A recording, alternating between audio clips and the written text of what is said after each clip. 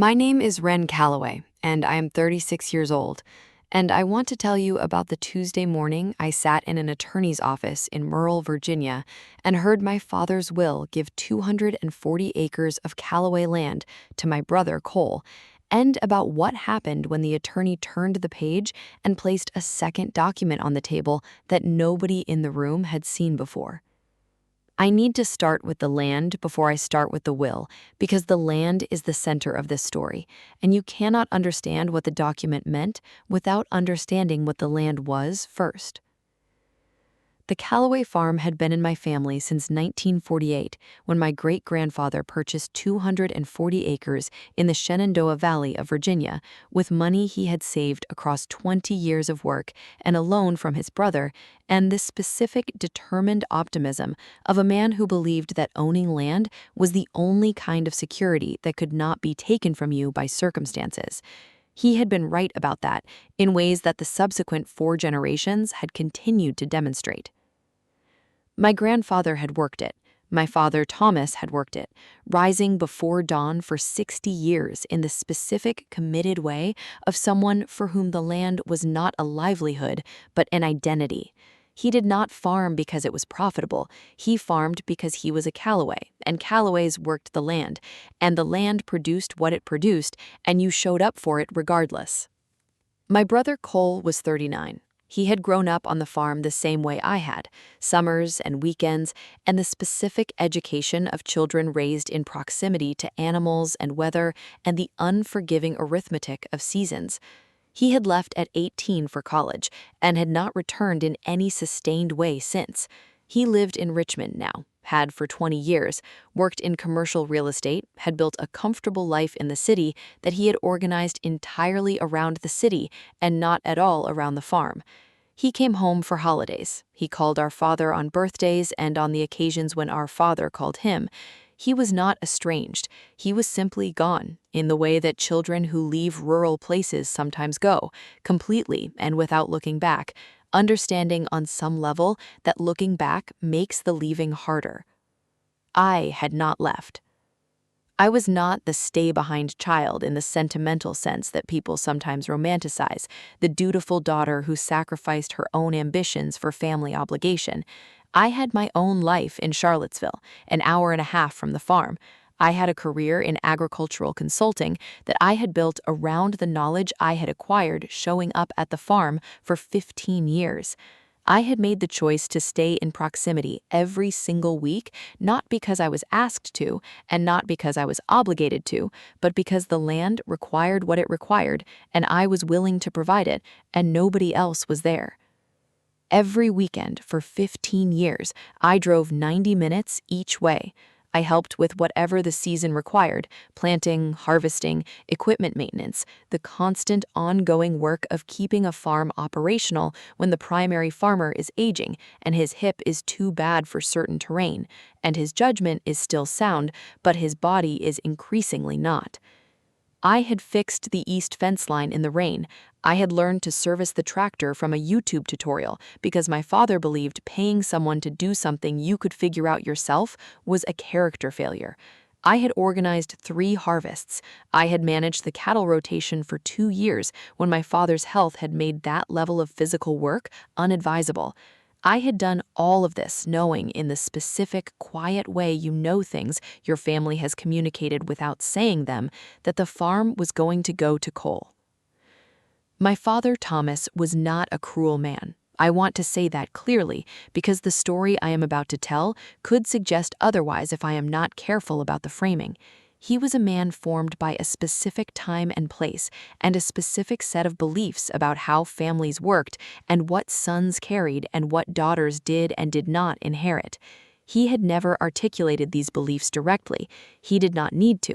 They were visible in every indirect way that deeply held beliefs are visible in the way people organize their lives and their decisions and their attention. He loved me. I believe that completely. He watched me work that farm for 15 years with the specific, quiet attention of a man who sees what is in front of him, even when he cannot bring himself to speak about it. He thanked me sometimes, practical thanks for specific things. You handled that well, or good thinking on the fence. Not the kind of acknowledgement that named what I was doing across 15 years, but acknowledgement of individual moments. He and Cole talked on the phone. He talked about Cole's work with the specific pride that fathers bring to children who have succeeded in the visible, conventional ways. He said once, "Cole has built something real in Richmond."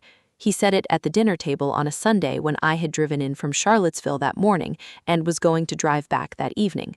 I did not say anything. I ate my dinner and I helped clear the table, and I went out to check the cattle before I drove home. I had known the farm was going to Cole. I had not known about the deed. My father died in February after a short illness, which is the kind of death that is harder in some ways than the long kind because the preparation time is compressed into something that doesn't feel like enough, even when you've spent 15 years in some form of preparation. He died on Wednesday. We buried him on Saturday. The estate reading was the following Tuesday. The attorney's name was Margaret Finch. She had handled my father's affairs for 8 years, which meant she had been his attorney for the last 7 of the 15 years I had been showing up at the farm every weekend. She had a small practice in the county seat, the kind of rural law office that handles the full range of what a rural community requires from its legal professionals. Cole was at the reading. He had driven down from Richmond the previous weekend and had stayed through the funeral and was still there for the Tuesday meeting. He had the specific quality of someone who knows something is coming and is managing his response to it in advance. Not guilty, exactly. Complicated. My mother, Eleanor, sat beside my father's chair that was no longer my father's chair, which was the specific sad geography after a death. She had been married to Thomas for 44 years and was managing the loss in the particular quiet way she managed everything, with a composure that had always required more effort than it appeared to. Margaret read the will in the steady, professional manner of someone who has done this many times and understands that the pace of delivery matters when the content is significant. She read the financial bequests first, the accounts divided between my mother and split afterward between Cole and me in the standard way. She read the personal property, the specific distribution of equipment and household items, and the particular things my father had noted by name. Then she read the farm. She said, "I give and bequeath the Callaway Farm property of 240 acres located in Shenandoah Valley of Virginia, being the property known as the family homestead, to my son, Cole Thomas Callaway." Cole did not react visibly. My mother looked at the table. I looked at the wall behind Margaret's head and thought about the east fence line in the rain, and the tractor tutorial on YouTube, and the 3 harvests, and the cattle rotation for 2 years when my father's health had made that level of physical work unadvisable. I did not cry because I had known. Margaret said, "Before we close, there is one additional matter I need to address." She placed a document on the table. It was not the will. The will was already on the table. This was a separate document, thicker than a single page, with a county McCorder stamp visible from the cover sheet that I could see from where I was sitting, even before Margaret explained what it was. She said, "In the course of preparing for this estate settlement, I obtained the complete title history for the Callaway Farm property." She said, "The title history revealed a deed amendment that was executed 15 years ago and recorded with the Shenandoah County Recorder's Office at that time." Cole said, "What kind of amendment?" Margaret said, "A change of beneficiary designation in the deed itself, executed by Thomas Callaway acting independently with a separate attorney whose records I have obtained." She said, "The amendment is valid and properly notarized and has been on record with the county for 15 years. She said, "The amendment names Wren Callaway as the sole beneficiary of the farm property upon Thomas Callaway's death, superseding any contradictory provisions in a will or other document." The room was the specific silence of 3 people receiving information that requires complete reorganization of what they understood to be true approximately 30 seconds ago. Cole said, "What does that mean?" Margaret looked at him steadily and said, "It means your sister owns the farm." I want to tell you what Cole did in the moment after Margaret said those words, because what he did matters for understanding who my brother is underneath the 20 years in Richmond and the comfortable distance he had maintained from the land and from the work. He looked at the document. He looked at me. He looked at the document again. Then he said, "When was it executed?" Margaret said, 15 years ago. He said, "What month?" She said, "April." Cole closed his eyes for a moment. Then he said, "That was the spring Wren fixed the barn roof. I had fixed the barn roof in April 15 years ago. The roof on the main storage barn had been leaking through a winter of heavy snowfall and had reached the point where it needed repair before the spring rains made the damage irreparable. My father's hip had already been limiting his mobility. I had spent 3 weekends on that roof, with materials I had researched and ordered, and a process I had learned specifically for the task. I had not thought about that particular spring in connection with the deed amendment. I had not known about the deed amendment. But Cole, from 20 years in Richmond with his comfortable city life and his real estate career, had remembered the month immediately, had known what April of that year meant, had understood in the moment that Margaret named the timing exactly what his father had been watching. My mother said one thing. She said, "He never told me." She said it quietly, not as an accusation toward anyone in the room, as a statement of something she was absorbing. She said, 15 years ago, and he never told me. Margaret gave us a few minutes. She stepped out of the conference room. Cole and I sat across the table from each other, and my mother sat at the head of it where my father would have sat, and the three of us were quiet together for the first time in the specific way that families are quiet together when something has been said that has permanently reorganized the room. Cole spoke first. He said, "I need to tell you something." He was still looking at the deed document that Margaret had left on the table. He said, "I knew." He said, "Not about the deed." He said, "I knew that the farm should go to you. I have known that for years." I looked at him. He said, "I told myself the will was going to settle it the way Dad wanted it settled, and that it was not my place to say anything to him about it." He said, "I told myself a lot of things." He said, "The truth is, I did not say anything because saying something would have required me to acknowledge out loud what I had not been doing for 15 years. I said, "Cole," he said, "you showed up every week." He said, "I know what that means. I know what it costs." He said, "I built my life in Richmond and I told myself the farm was Dad's business and what happened to it after was going to be what it was going to be." He said, "I did not want to look at what that position said about me." My mother said, "Your father did not need you to say anything." She said it gently, which was the register she used when she was saying something with more precision than the gentleness suggested. She said, "Your father knew what he was doing." She said, "He did not need either of you to tell him." She said, 15 years ago, he looked at what Wren was doing, and he went to an attorney, and he made a decision that he apparently decided was between him and the county recorder's office." Margaret came back into the room. She asked if there were questions about the document or the process going forward. Richard asked about the will and whether it could override the deed. Margaret explained clearly and without equivocation that a recorded deed amendment takes legal precedence over a contradictory will provision in Virginia, that the deed was properly executed and had been recorded for 15 years, and that there was no legal mechanism through which the will could supersede it.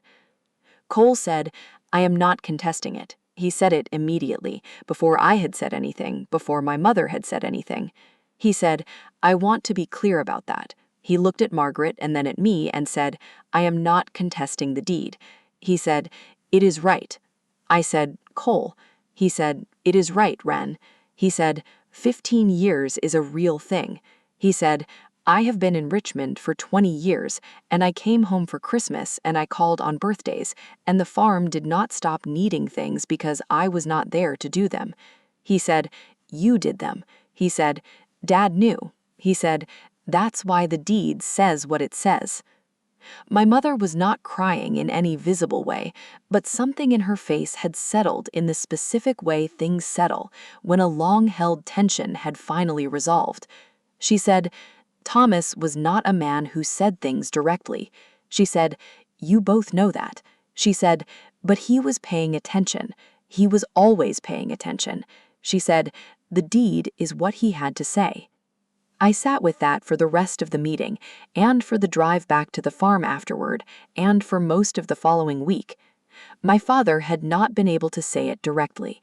I knew that. I had spent 36 years knowing that Thomas Calloway communicated love in the specific oblique way of a man formed by a particular time and a particular place, through practical acknowledgement and through showing up, and through the specific attention he paid to the quality of work being done around him without ever describing that attention as love. He had gone to a separate attorney. He had not used Margaret, who was his primary legal advisor, perhaps because using her would have created a paper trail too close to home, or perhaps simply because the amendment felt like a private matter between him and the county recorder's office. He had executed the amendment in April 15 years ago, the spring I had fixed the barn roof, and he had recorded it, and he had kept it entirely to himself for the subsequent 15 years. He had not told my mother, he had not told me, he had not told Cole. He had simply done the thing in the document that actually controlled the land, while the public document said something else. The privacy of it, the trust that someone would eventually find it. He had trusted the legal system to deliver what he could not deliver with his voice. I drove to the farm from the attorney's office, not directly home to Charlottesville, to the farm. It was a Tuesday in February, and the fields were in their winter state, the specific, quiet gray-brown of Shenandoah farmland in the months between harvest and planting, the landscape that most people find bleak and that I have always found clarifying, the land stripped to its essential self with nothing decorating it. I parked at the top of the main field and I got out of the truck and I stood in the cold for a while. 240 acres, my great-grandfather's purchase, my grandfather's work, my father's lifetime. The east fence line I had repaired in the rain, the barn roof I had fixed in April 15 years ago, the April when my father had driven to an attorney's office and made a change to a deed that would sit on record for 15 years without telling anyone. I walked the perimeter fence line, not because it needed inspection, though I would inspect it when the season required, because I needed to walk on the land and let my feet feel the specific quality of the ground and understand in the physical way, rather than only the legal way, that the land was mine. Not mine because the document said so, mine because I had shown up for it for 15 years. The document was my father saying that he knew. The document was not what made the land mine. What made the land mine was the east fence line and the barn roof and the 3 harvests and 90 minutes each way every weekend for 15 years. The document was just my father saying he knew. Cole called me that evening. He had driven back to Richmond after the meeting, which I had expected. He said, "Are you at the farm?" I said, "Yes." He said, "How is it?" I said, "Cold." He almost laughed. He said, "Wren?" I said, "Yes." He said, "I want to come down in the spring. Not to do anything official, just to come down." I said, "Okay." He said, "If that is all right with you." I said, "It is always all right. It is your family's farm." He said, "It is your farm." I said, "It is both." He said, "No." He said, "The deed is right." He said, "But it is still the Calloway farm, and I would like to be allowed to come and walk it sometimes." I said, "Cole, you do not need permission to walk your family's land." He was quiet for a moment. Then he said, "Thank you." I said, "Just call first so I know you are coming." He said, "Always." I found the document my father had used when he went to the separate attorney 15 years ago. Not through the records, Margaret had those, through a letter I found in my father's desk 3 weeks after the estate reading, going through his papers in the organized, methodical way I went through everything. The letter was a copy of the instructions he had given to the attorney he had used for the deed amendment. 1 page, typed, which told me he had thought about what he wanted to say carefully enough to type it rather than speak it.